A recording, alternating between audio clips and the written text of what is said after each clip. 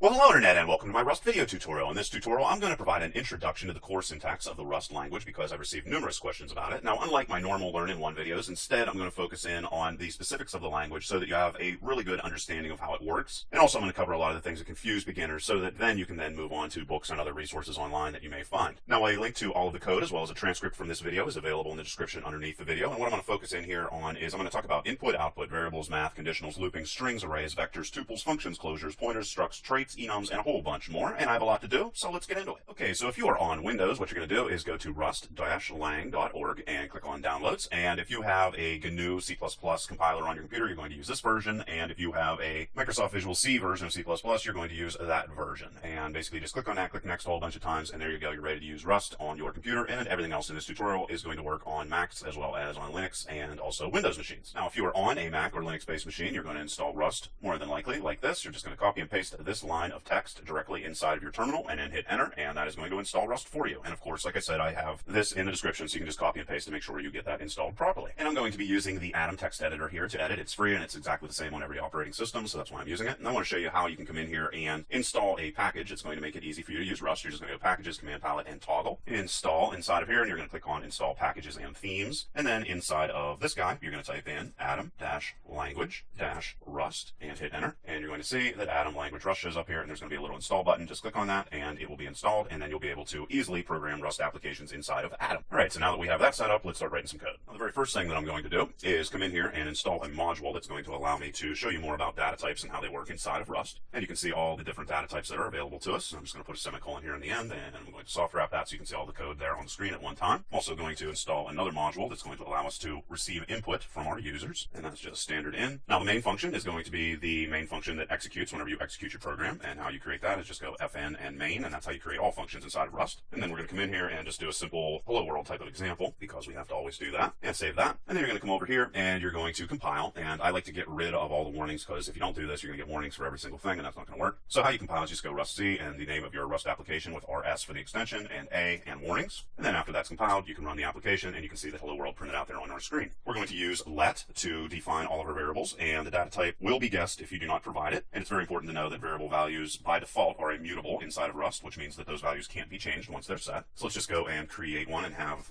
the Rust compiler go and automatically figure out what type of data type that is. That's just a basic integer. You could, of course, come in here and not only make a variable that is mutable, which means that the value can change, but you can also come in and define the data type for that value or for that variable. And I showed you before all the different primitive data types that you have inside of Rust. There's just a list. These are integers, 8-bit, 16-bit, 32. This is going to be an integer based off the buffer size on your computer. This is going to be unsigned. This is going to be a 32-bit float, which just means a number with a decimal place. And we'll be using all of those as this continues. And just so you know what sizes you can keep in all these different data types, I'm going to come in here and go print line. And if we want to get to the maximum number we can store in an 8-bit integer, we just go like this with max at the end, and this value is going to be transposed right here between these two curly brackets. If we compile and execute that, you can see those numbers are quite large. So let's zoom out here. Max 8-bit integer, and that's 127. Negative 128 is the minimum, and you can see so forth and so on how big these numbers get inside of Rust. So that's just a basic idea of the types and how large those different data types can be inside of Rust. We're also not only going to be able to use those different data types, we're also going to be able to use booleans. So we can do something like is it true and say that we want this to be a boolean, and we can either store true or false inside of booleans, of course. We're also going to be able to store individual characters. So let's say I wanted to store the letter X inside of here. I can define that that's a character, and that is going to have the value of X, of course. And like I said before, we're able to place variables inside of our output, just like you saw previously, by just going I am and throw curly brackets inside of there, years old. And then right here, we're going to be able to go age and get that value right there. And there you can see hello world came out, and I am 40 years old, and with age transposed directly inside of the output. Another thing that's important to know is we'll actually be able to set the values for multiple different values or variables inside of Rust. And also the variable names are going to start with letters, and they're going to be able to contain letters and underscores. And normally these variables are going to be separated with an underscore. That's common practice. You don't actually get an error if you don't do that. And I can come in here and assign two variable values just like that. So there's a brief overview of variables. We'll be doing more with them. Now I want to focus in on some other ways you can output your data. Now you're going to be able to place multiple different pieces of information in different ways inside Rust. So let's come in here and do something like it is, curly brackets, throw a 0 inside of there. That, curly brackets again, is, and throw that 0 there. And then we'll throw is it true inside of there, and let X, and we'll go and get those variables and throw those back in there. And then we're going to be able to run that. You're going to see right here, it is true, and got that true value from this guy right here, and then it also used true right there. So we're able to use indexes to load the different data over and over again for our output. We're also going to be able to output or change our output in multiple different ways. So let's come in here and let's say that we want only 2 decimal places to show up for data that we want to output on our screen. We could do 1.234 and provide 3 and just get 2 in exchange. Let's go into a couple other different things here. We're also going to be able to output binary, hexadecimal, and float information. Just go binary and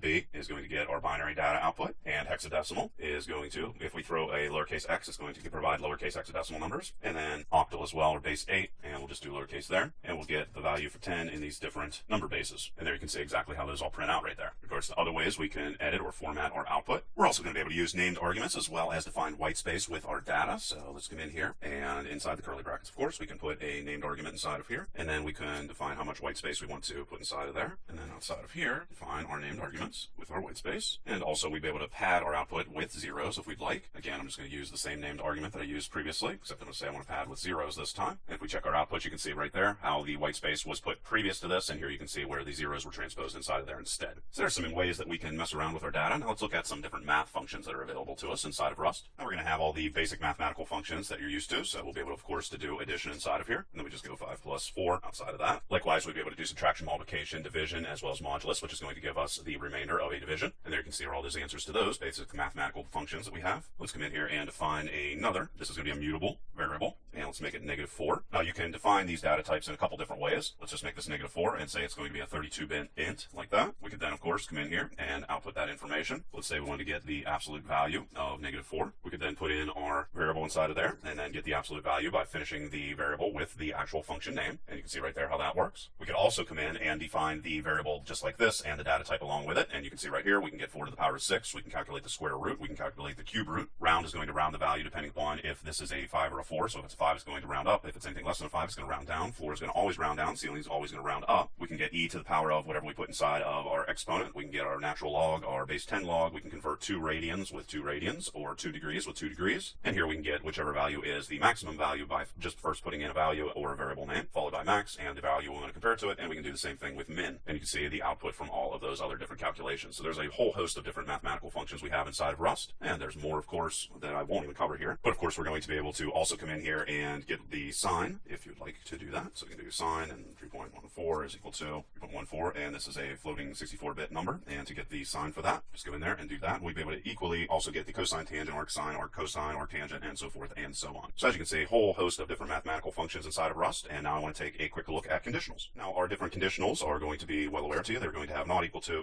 greater than, less than, greater than or equal to, as well as less than or equal to. And our logical operators are going to be and, or, and not. And I'm going to show you how all those work here. So let's go and create a variable first, and let's just call this age old is equal to 6. And we can use our if statements here to say age old, and if it is equal to 5, in that situation, we are going to output some information on the screen that is going to say go to kindergarten. Else if is quite simple. We're just going to use else if, nothing funky here like in other languages. And here we'll compare a couple different values using the logical operator. So we'll say age old is greater than 5, and then we'll throw and inside of here. Of course, both of these conditions are going to have to be true for this to come back as true. So we'll say less than or equal to 18. And in this situation, we're going to perform a little bit of math. So we'll say go to and change this to grade, and then follow that up with that. And then we can come in and go age old minus 5, and that's going to get us whatever the grade the person should go to. And we can also come in here and go age old and do another one. We'll say something like less than or equal to 25. And I'm just using this as an example, of course. I'm not saying somebody couldn't go to school if they were in a different age group, obviously. And then we can say go to college. And then finally, of course, we're going to be able to say else. And here we'll just say do what you want. And you can see go to grade 1 pops back. Now let's demonstrate some of the other different options we have for conditions. Let's use the not operator, and that is just going to convert all of our trues to falses and all our falses to trues. And just go like this, and true. Also, let's demonstrate the or operator, and this is just going to say true, false, and if one of them is going to be true, then it's going to give a result of true, and we can just perform that operation outside of here. And then finally, let's come in and do the not equals to, true, not equal to, false, and likewise we can say true, not equal to, false,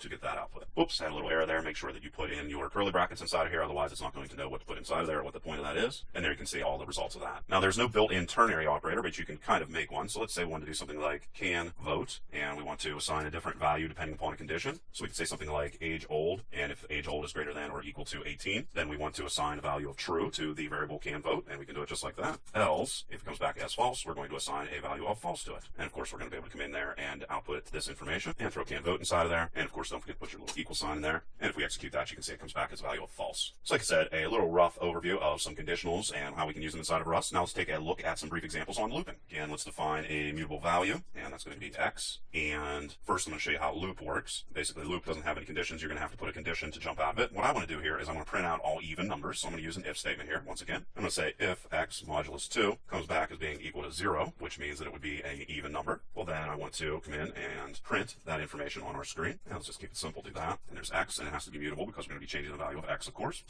And one way you can, sort of a shortcut way you can increment the value of x is to do that right there. And then if I would no longer want to check anything, I can go continue. And what this is going to do is obviously increment x because I did it right there. And then this is going to jump and skip everything that follows after here and jump back to the top of the loop and check the value again. Now, how are we going to check these values? Well, first we checked if it was even or not. Now what we're going to do is figure out how we're going to jump out of this loop altogether. Then I'm going to say if x at some point is greater than 10, well, I want to jump completely out of the loop, and break is going to do that for us. And otherwise, we're going to come down here and we're going to increment the value of x. Also, you can decrement the values in exactly the same way, and we can go and do a continue once again. And if we run that, you can see we printed out only the even numbers right there. We're also going to have while loops. Let's go and create another one here, and let's just call this y is equal to 1. And while loops are going to work in a similar fashion, except you're going to put the condition directly right after y. So I'm going to say while y is less than or equal to 10. I want to continue looping here, and I'll just keep this simple and throw that there, throw your y right there. And then of course you're going to have to increment your value as you cycle through this. And there you can see it printed out 1 through 10. And then the final looping structure we have here, there's a couple other different ways to loop with for, but this is a basic way. What we're going to do here is work with a range. So it's going to be 1 through 10, and just keep that real simple. I'm just going to come in here and do this, and we'll throw 4 inside of there just so you can see how that's different. Throw z inside of there, and there you can see all the loops and how it worked with the for loop and how we were going to be able to run through that. So we'll be doing more with looping as the tutorial continues, but there is a brief overview of the different options you have available to you. And now I'm going to take a closer look at strings. So we can come in here and define a string, and we'll just have this be I am a random string. Now we're going to be able to get our string length, and we'll just throw that in there,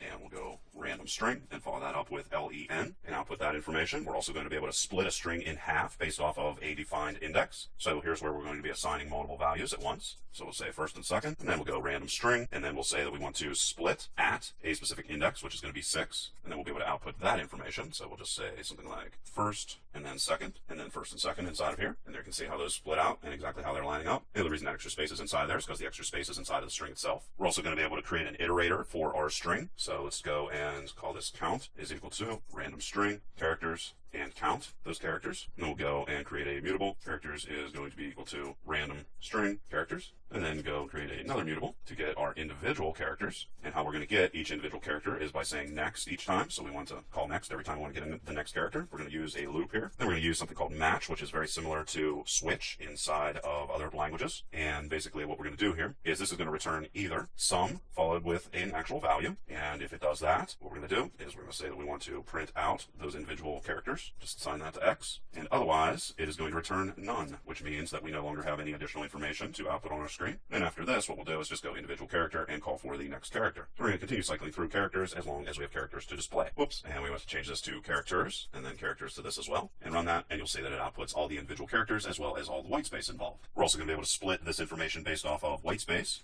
So let's go and create another iterator, and we'll go random string, and to split it white space, we go split white space. We'll go and create another mutable, which is going to be each individual word that we want, and then we'll go iterate next. And again, we will create a looping structure here to cycle through this. We're going to use match again. So this is going to allow us to cycle through this information. Once again, sum with the individual word that we're going to be using here is going to be returned. And then we can say that we want to output that on the screen, or it's going to return none, which means that we don't have any more words to work with. And let's throw a comma inside of there. And then otherwise, we're going to go individual word and say that we want the next word and throw that outside of that match block. Oops. And change this to white space. Sorry about that. And run it. And now you can see it outputted all the individual words. We're also going to be able to iterate over lines of a string. So let's go and create one here. We'll just call this random string 2. And here what we're going to do is we're going to be outputting the lines, and we're going to separate those using a new line. So let's go mutable lines is equal to, this is going to be random string 2, and we'll call lines to get those individual lines of text, and to get our individual line, just like this. And again, we're going to do the same thing, lines next, and then we're going to loop through those lines of text and then output them. And we're going to use match again, just like we did previously. So individual line this time, and just like we did previously, sum is going to return a match for us, and here we can output those individual matches. Otherwise, it's going to return none if there's no additional information to output on our screen. And if that happens, we want to break out of it. And of course, we're going to continue checking for additional lines outside of the match, but inside of the loop. And there you can see that we printed out those individual lines based off of the new line. We're also going to be able to come in here and find a string inside of a string. So let's just do something simple here. And let's say we want to find the word best inside of here. We'll just go random string 2, and we'll ask it if it contains the word best. And you can see that that comes back as true. And that is a basic overview of some ways we can work with strings. Of course, we're going to be covering them more in further examples, but now I want to show you a little bit more advanced application where we're going to receive input from the user, manipulate it, and then provide different information depending upon a number guessing game which we're going to create. So we're going to do a couple things here. We are first going to name our loop so that we will be able to jump out of it. And I'm going to call this outer, and this is going to be a looping structure. And it's going to start off by defining a number that is going to be the number that we want them to guess, and that's just going to be 10. I'm then going to ask them to pick a number, and then we're going to have another loop inside of here, and we're going to create a string, and we can go string new.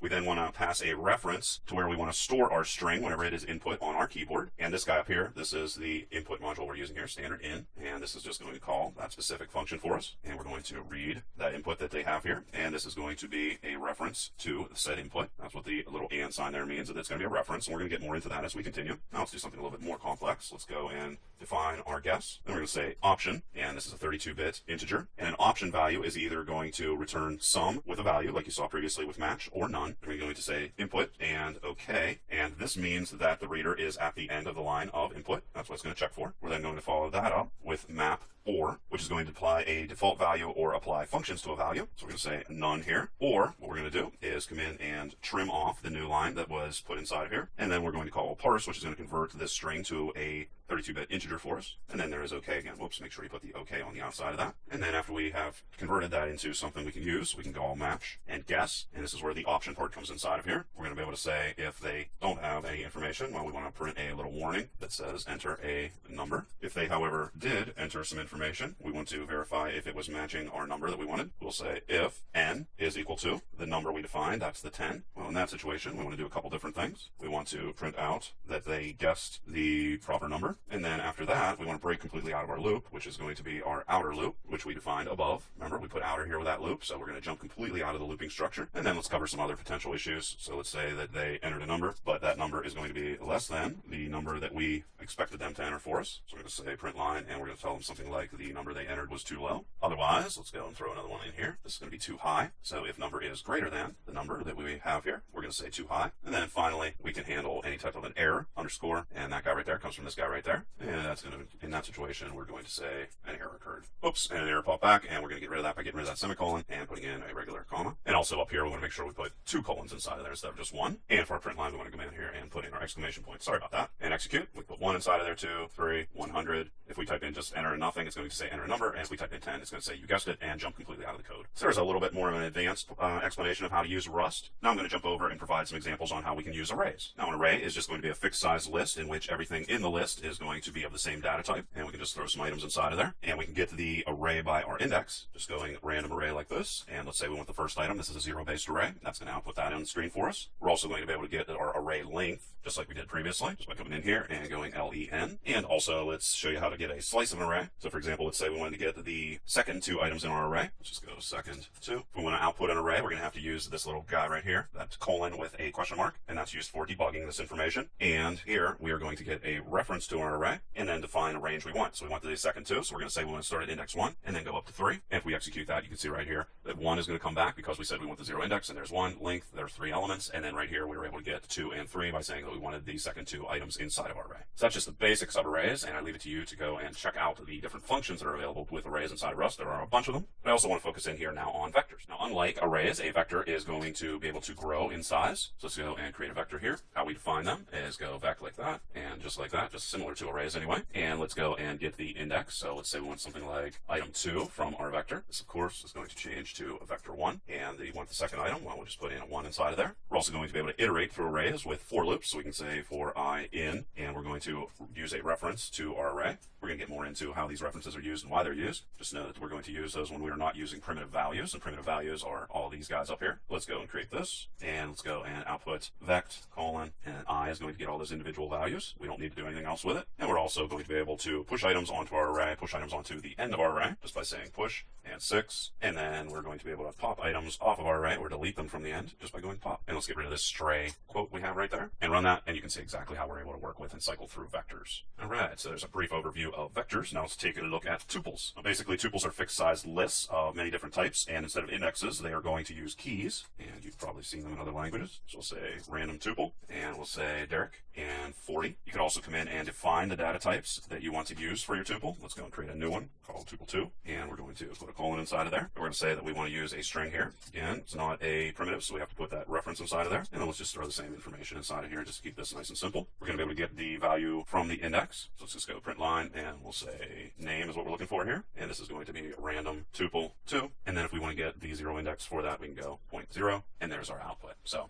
again, once again, brief overview of tuples. Much more to find out. Just wanted to provide you with basic information. So now we're going to do something a little bit more complicated. We're going to start creating some functions. And you're going to create your functions down here outside of the main function. So I'm going to create a function. Again, I'm going to use fn. And this guy right here is just going to be say hello. It is going to receive an attribute of name. And you're going to have to define what type of attribute that's going to be. It's going to be a string. Again, it's not a primitive, so we're going to use a reference here. And this guy's just going to print out hello, followed by whatever name you passed inside of here. So we'll just throw a name inside of there. And then we can call that just by saying say hello inside of the main function. And then we'll throw Derek inside of there. And when we execute, hello Derek pops back. So let's do something a little bit more complicated. Let's say that we want to receive 2 values and return 1 value. We're going to add these values. So we'll call this get sum. And we're going to get number 1. Again, we have to define what it is, 32-bit int, and num2. And this is going to be a 32-bit int as well. Going to then define what value you're going to be returning, which is going to be a 32-bit integer. And if you do not put a semicolon at the end of your function, this is going to be the value that you automatically return. So you don't always need to use return, but you can use return, as you'll see here in a moment. And then we'll be able to come in here and perform this addition. So let's say 5 plus 4 is equal to, and we can call our function upside here. So we'll say get sum, and it will pass in 5 and 4 as the attributes and run it, and you can see that that works. Another thing's kind of neat is we can create what's called a binding to a function. So we can say we want to define a variable called sum and then bind it to the get sum function, and then call this and execute it in much the same way. So we'll say 6 plus 4 is equal to, and then use sum instead of the actual function name. And with closures, you're going to see here in a moment that we're going to be able to do a similar thing with a whole bunch more and also pass those functions inside of other functions. And here you can see is the result of that. And since we're talking about closures, why don't we go take a look at closures? Now, closure is going to represent blocks of code, and they're going to be able to accept parameters and also be able to be passed into functions just like any other variable. So let's create one. We'll say call this sum nums, and then what you're going to do here is define a parameter that's going to be passed inside of it, and you're going to have the data type. So we'll say x and y. Both of them are going to be 32-bit integers, and then we're going to define exactly what we're going to do with those 2 values as they're passed in. We're then going to be able to come in and let's say 7 plus 8 is equal to, and then we can do sum nums and pass in 7 and 8, and that's going to perform that calculation for us, as you can see right there. Do something a little bit more complicated. Another thing that's kind of neat is we're going to be able to access variables that are outside of the closures. You can try doing this with functions and see that you're not able to do that, but with closures you can. So let's go and create a 10 variable here, and then create a closure that is going to receive a value of x, 32-bit integer, and it's just going to add whatever value was passed inside of there to num10, which is the variable that lies outside of the closure. And then we'll be able to come in and say 5 plus 10 is equal to, and then call our closure right here. So add 10 and pass 5 inside of there. And if we run it, you can see that that indeed works as well. So basic overview of closures. Now I'm going to talk more about ownership as well as pointers and why we have to use references. So basically, there's only going to be one binding for each resource that we have. And when I say resource, I'm talking about anything that's not a primitive value or a primitive variable inside of Rust. And what that means is if you assign data to another variable, the original can no longer access that data. So let me show you an example of what I'm talking about. So let's create a non-primitive. Let's create a vector, and vec 1, 2, and 3. And then let's go and create another vect, and let's assign the value of vector1 to that. Now what I want to do is I want to print out the value here and see what happens. So we'll go print line, and I'm going to say specifically that I want to get the 0 index for that vector, and I'll put that on our screen. If we come outside of here, this, you would think that that would work, but it does not. And this is the error you're going to see anytime you're trying to use something that you really should be using a reference, use of moved value. So that is an example of how you would have an error whenever you were trying to work with non-primitives. Now that doesn't work, but would we be able to do that with primitive values? Actually, you're going to see yes, you can. So we'll say primitive value, and let's just give this a value of 1, and then we'll create another primitive value 2 and assign primitive value to it. And now try to print that information out. So we'll say prim value, and then call prim value. And if you run it, you can see that you can access that. So primitive values you can access, but you're not going to be able to do that with vectors and anything that's not a primitive value. So now what I want to do is come down here and create a function that's going to sum all the values of a vector. So we're going to say sum vex, and then we're going to call it v1, and we're going to define that it is a vector by putting our reference sign inside of there, and it's going to contain 32-bit values, and then it is going to return a 32-bit integer, and then we're going to define the sum of all those different values, and we're going to do that by creating an iterator that's going to cycle through all those different values. We're then going to call fold, and fold is an iterator adapter that's going to apply a function to all the values in this situation to our vector. And it's going to take an initial value, and that's going to be 0. And then it's going to contain a closure, which is going to receive an accumulator and an actual element. So we'll say mutable sum is what we're going to be working with here, reference to x, and then the closure is going to be sum, and we're going to add all the incremental values of x as it cycles through our vector and store those in sum. And then, like I said before, you are able to use return inside of Rust, and we're going to return that sum. Now, if we want to call this function up here, we're going to pass a reference to our vector. So we'll say a print line, and we can say sum of vect, and then inside of this, we're going to say sum vex is the function we want to work with, and we're going to pass a reference to our vector, which is going to be perfectly fine, and this is going to be vector 2. So let's come in here and define that. Let vector 2 is equal to, and also we can come in here and pass this value inside of a print line statement. Let's just call this vect. Again, for debugging reasons, we're going to use the colon and the question mark and call vector 2. And you can see right here that not only were we able to pass that vector inside of the function, and also we were able to still print it out thereafter. So that's how we use references to pass data between different variables as well as different functions. So now let's take a look at structs. Now, structs are going to be used to create custom data types. So let's say that we wanted to create, again, we're going to do this outside of main. Let's say we wanted to define a circle data type that's going to be custom to us. And let's say we want to have an X point inside of it. We're going to have to define what type of data type. Also, we're going to have a Y, again, different type of data type. And then we'll have a radius because that's important with our circles and with some calculations we're going to be performing with our circles. So there we go. We created that. Now I'm going to show you a couple different ways to create functions that are going to be tied to our structs. The one way we can do it, which isn't considered to be the best way, is we can go and actually define a function directly. And again, we're going to be passing in a circle reference. And in this situation, we're going to be passing back a 64-bit float. And to get that radius, for example, we just go circle radius, and that's going to return it to us. However, it's recommended that we define structs with the implementation operator instead, and that is impl. And we're going to say circle here, and then inside of it, define our function. So let's say we want a function that's just going to get the value of x. We could do so. We're going to have self here, which is going to be a reference to the circle object we're working with. 64-bit float is what it's going to return. And like I said, self is going to return to, or refer to the circle structure that we are creating inside of here. And now we can come up inside of here and create a circle. So let's go say this is mutable. Circle 1 is equal to, this is a circle struct. And then we'll define all the different parts. We'll say x and give that a value of 10, and y, give that a value also of 10. And then to keep it nice and simple, we will go and create a radius and also give that a value of 10. And then we'll close off this guy, and we can get our circle values. So let's go get rid of this. And inside of there, we're going to say that we want to return x, and we want to return y, and we want to return our radius and output all those on the screen. And then to reference them and get those different values, we're going to say circle 1 dot x and circle 1, once again, dot y, and then circle 1 dot radius. And we'll be able to output those onto the screen. Likewise, we're going to be able to reference and get our radius using the function that we defined down below. So we're going to come in and do another print line and say that we want to get our circle radius. And then if we want to call that function directly, we can go get radius and then pass in a reference to the actual circle, and that'll return that to us. And likewise, we will be able to use the implementation function we created. And here we're just going to say circle x is the value we want to work with. And what we want to get out of it, we're going to say circle 1 and get x is the function we're specifically going to call. Compile and run. And you can see that we were able to get the radius and also get the value of x, and the different ways we were able to get that, either by defining this function directly or by using the implementation option that's available to us. Now we're going to also be able to use something called traits, which is going to define functionality that a type is going to provide. So let's come in here and let's create another struct. And this guy is going to be a rectangle, and a rectangle is going to have a height, which again, 64-bit float, and a width, which is also going to be a 64-bit float.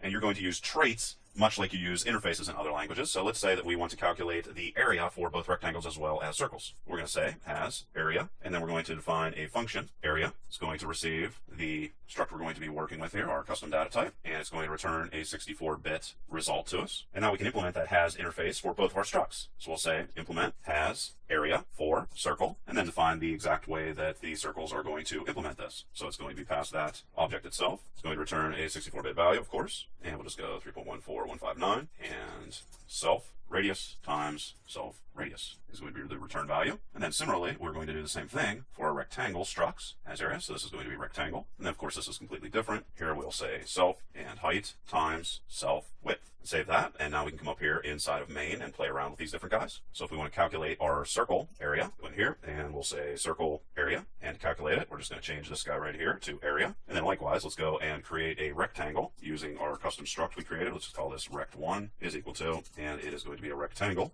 and height as well as width, close close that off. And in a very similar way, we're going to do the same thing here with our rectangle. So just paste that inside of there, and we'll say rect area. And then to get to the rectangle area, we'll go rect1. And if we run it, you can see that indeed we were able to get our circle area as well as our rectangle area. So a whole lot of information there. And now I want to take a look at enumerated types to finish it off. Now, an enumerated type is going to have one of several values. So we're going to create an enumerated type here, and we're going to call it hero. And we're going to say they can have a value of fast as well as a value of strong. And in that situation, it's going to also contain a 32-bit integer. And also we'll be able to come in here and go info and define something like the superhero's name, which is a string, and the secret identity for our superhero, which is also going to be a string. We're then going to be able to define functions to work with these. So let's say we want to do something like get info, and this is going to receive a hero. We're going to use match again to perform different output depending upon what type of information we are receiving here. So we're going to say if we receive hero with fast, what we're going to say is we want to print some information out on our screen, and specifically we're just going to print the word fast out. Otherwise, if we receive hero with a strong attribute, we're going to get that value of I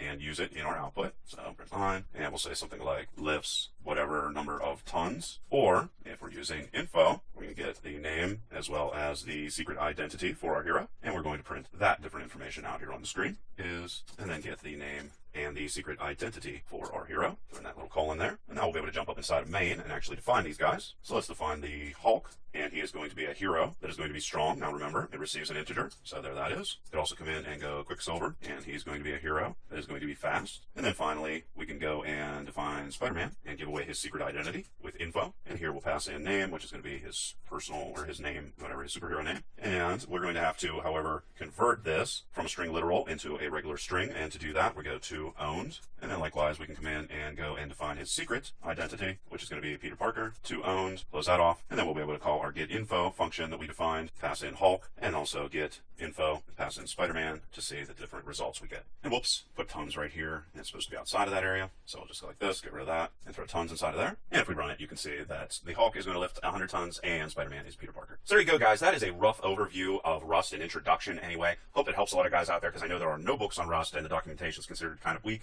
So hopefully that helps you guys out there understand the language better so you can move on from here. And like always, please leave your questions and comments below. Otherwise, till next time.